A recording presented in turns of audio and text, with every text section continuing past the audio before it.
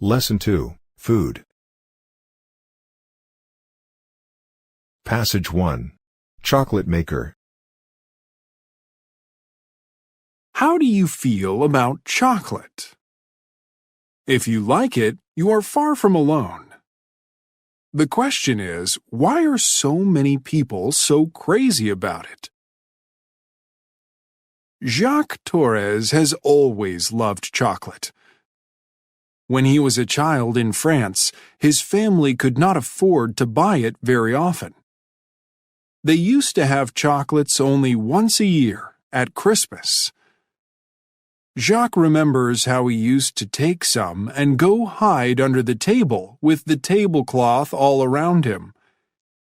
He didn't want his mother to see how many chocolates he was eating. He says that when he bit into one of his favorites, that was heaven. When he grew up, Jacques became a professional chef. For years, he worked at famous restaurants in France and the United States. Then he left restaurant work to start his own business. Today, he owns 9 chocolate shops in New York City, one with a chocolate factory next door. It feels to him like a dream come true. Everybody loves chocolate, says Jacques, but it's such a mystery to them. How does this magic happen? At the factory, visitors get to watch how it happens through 11-foot-tall windows. Jacques offers visitors the chance to see how dusty brown cocoa beans are turned into beautiful chocolates. It's clear that many people share Jacques' love of chocolate.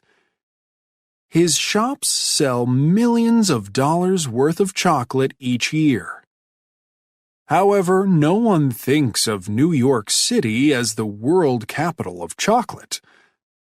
That would be Switzerland, a country rich in chocolate factories. The average person there eats about 22 pounds of chocolate a year. Next in line after the Swiss are the chocolate-loving British. There are chocolate lovers across all of Europe, North and South America, and Australia too. Now chocolate makers are looking to Asia for new customers, especially India and China. Why do people love chocolate so much? Many researchers have asked this question, and they have studied what chocolate does to the human brain. Scientists have found that chocolate has more than 300 different chemicals in it. Which ones give us the good feelings we get when chocolate melts in the mouth? That has been difficult to figure out. We do now know that chocolate can be good for you, especially dark chocolate. So if you wish, you can say that you eat it for your health. Jacques Torres suggests a different way to think about chocolate. You know, chocolate is like romance, he says. It makes your eyes close, your mouth water. It makes you playful. That seems a fine reason to enjoy a little chocolate.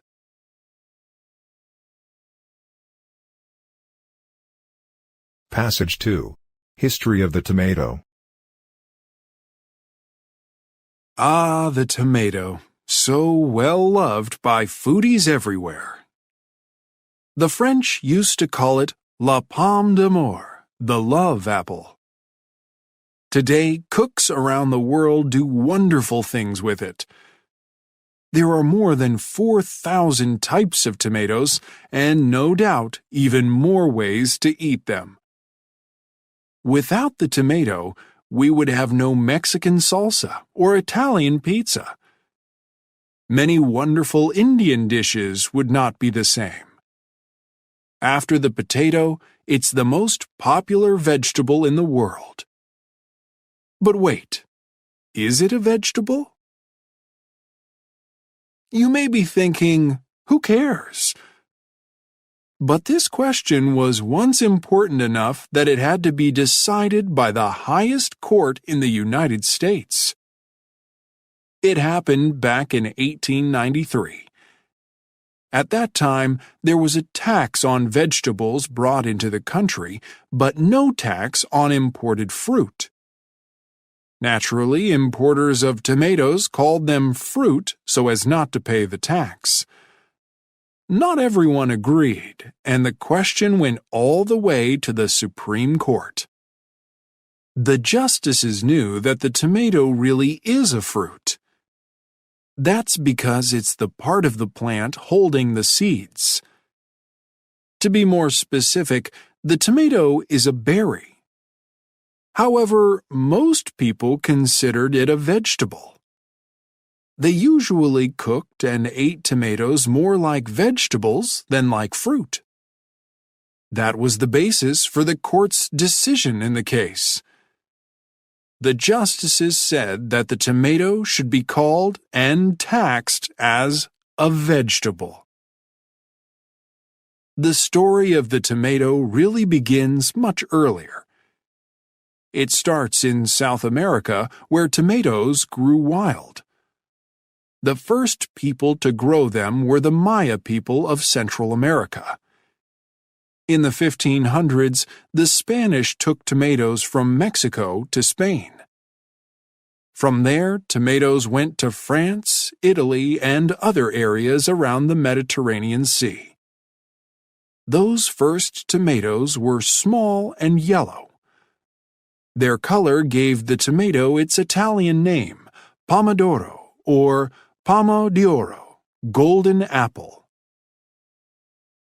Europeans did not fall in love with tomatoes quickly. For a long time, they were afraid to eat them.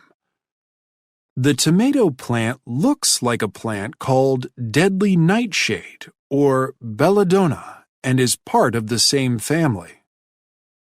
The roots, leaves, and berries of the deadly nightshade are highly poisonous.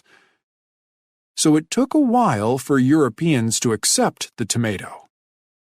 A cookbook with tomato recipes did not become available to the public until 1692. By the late 1700s, Europeans were happily eating tomatoes. However, in the United States, most people did not yet trust them. President Thomas Jefferson, 1743 to 1826, helped to change their minds. He grew tomatoes in his gardens and served them at dinners in the White House. Today, tomatoes are so popular in the U.S. that 85% of home gardeners grow them. As every one of those gardeners would no doubt tell you, there's nothing like a fresh, homegrown tomato.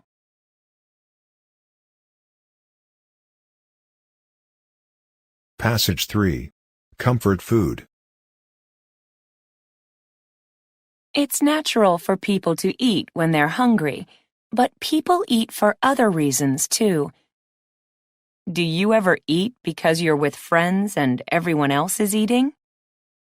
Do you ever eat because you feel tired or because you're under stress?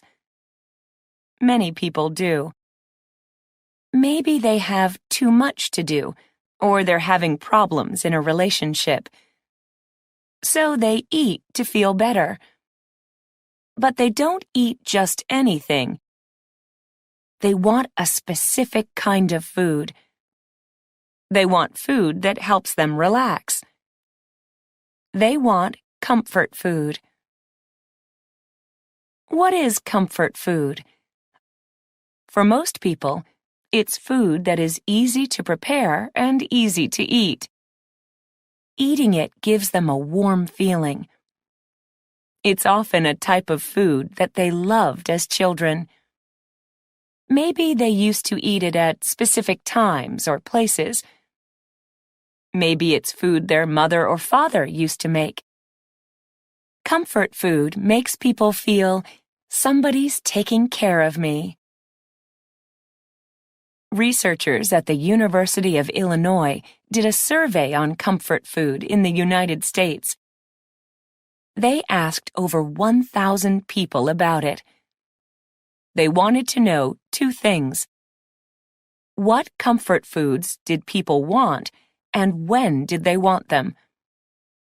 The results of the survey were rather surprising. The researchers expected people's favorite comfort food to be soft and warm, like, for example, the most popular comfort foods in Japan, miso soup and soba noodles. But the number one U.S. comfort food was not soft or warm. It turned out to be potato chips. Another favorite was ice cream, especially among people ages 18 to 34. Not all comfort foods are snack foods, however. Nearly half of the comfort foods that people described were healthy homemade foods, like chicken soup and mashed potatoes. The survey showed that people of different ages want different comfort foods. It also showed that men and women make different choices. In general, women choose sweet comfort foods. Those who took part in the survey mentioned ice cream most often.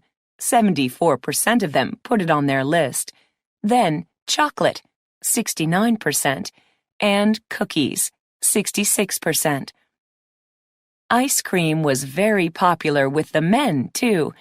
77% of the men in the survey mentioned it. However, men do not choose sweet foods as often as women do. Men often want hot and salty comfort foods, such as soup, 73%, and pizza or pasta, 72%. The researchers also figured out when the people in the study wanted comfort food most. You may think that comfort food is usually for times of stress or when someone feels bored or lonely. However, the researchers say that the opposite is true. Yes, people do eat to feel better, but more often, they eat comfort foods when they already feel happy. They eat them to celebrate or to reward themselves.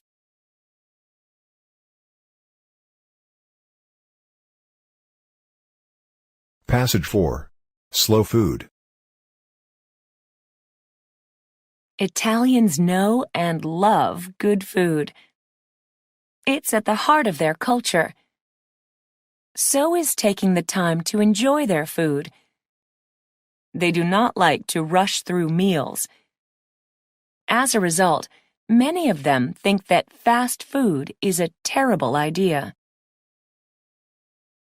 In 1986, the first American fast food restaurant, a McDonald's, opened in Rome. Many Italians were surprised and angry. They saw it as an attack on Italian culture.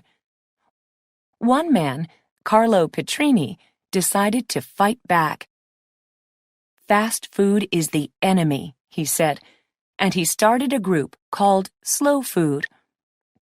Today, over 100,000 people in 160 countries belong to the group. More people join every day. The members of Slow Food share many of the same ideas about problems with food today. One of those problems is fast food. Slow Food members consider it unhealthy. They also do not like that fast food is the same everywhere. That's boring, they say. What is better are healthy local food traditions with all their wonderful variety. Slow Food members worry about a second problem, too. For a variety of reasons, Some types of plants and animals are becoming very rare. Some have become so rare that the world is in danger of losing them completely. Some examples are several kinds of dates that grow only in the area around Siwa, Egypt. The blue egg chickens of Temuca, Chile, who produce eggs only when they live outside. The wild coffee plants of the Harina forest in Ethiopia, the only place in the world where you can find coffee plants in the wild. And the piraruca, a fish in the Amazon River that can weigh more than 500 pounds, as much as 250 kilograms. Slow food does not want to let these plants and animals disappear, so the organization is working with local groups to stop that from happening. Slow food wants to protect biodiversity, the wide variety of types of plants and animals we have on Earth. There is a third problem that worries Slow Food members. Much of our food today is produced by big companies. These companies sell their products in distant places, so they want products that can travel well. Big growers want the kinds of fruit and vegetables that look good after a long trip. But how do their apples, lettuce, and tomatoes taste when they finally arrive? That is less important to them. So now we have more trouble finding good-tasting fresh fruit and vegetables. Today, it has become common to eat foods from far away. Foods eaten in the United States travel an average of 1,300 miles to reach the dinner table. In the past, people got most of their food from farms in their local area. Slow Food members say people should be buying more local food. It's fresh and it's part of our culture.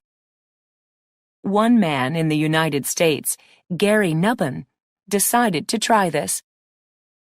For 1 year, all his food came from plants and animals near his home in Arizona. One local animal there is the rattlesnake.